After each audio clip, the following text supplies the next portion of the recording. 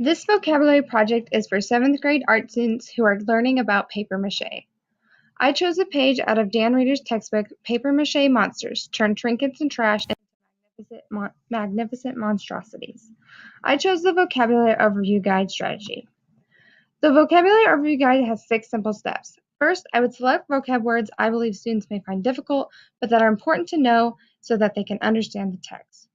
I would then have them rate their understanding of these words. For example, I know this word, I think I may know what this means, I have seen this word, but I don't know what it means, or I've never seen this word in my life. I would then show them the words in different contexts. Then, students would determine the tone of the word. Is it positive, negative, or neutral? Step 3, they would reread the text. Step 4, students would explain the vocab in their own words and understandings. This is where they would fill out the vocabulary overview guide, which is what you're currently looking at.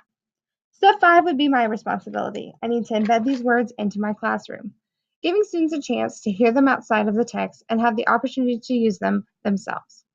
The final step is to get them to be able to do this on their own.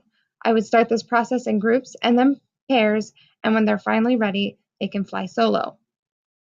I found this strategy in my Classroom Strategies for Interactive Learning textbook by Doug Buell. I would use this strategy with the paper mache monster text because words like paper mache, medium, infrastructure, suited, and appendages are used throughout this textbook. These words they'll have to understand if they want to succeed at paper mache. I love that this strategy is simple and really makes you think creatively. Students get to decide for themselves how they'll remember a word. They can be as creative as they want and have fun with it. Here's an example of how students could use this strategy to remember what these harder words mean. Paper mache sounds a lot like paper machine to me. I picture a machine made out of paper.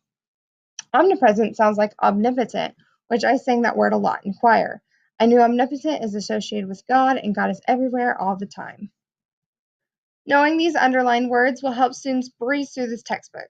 Taking the time to stop and understand these words right from the beginning will relieve a lot of frustration instead of having to stop every time they come to a word they don't know, having to look it up, or ask a friend, or trying to think about what it means. They'll already know.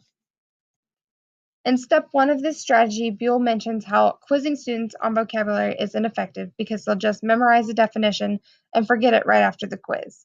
I would use the vocabulary overview guide as my assessment. If they can do one completely on their own, I'd say they've got it down. I want to see original sentences with the vocab word being used correctly. If they can do that, I'd say the strategy helps.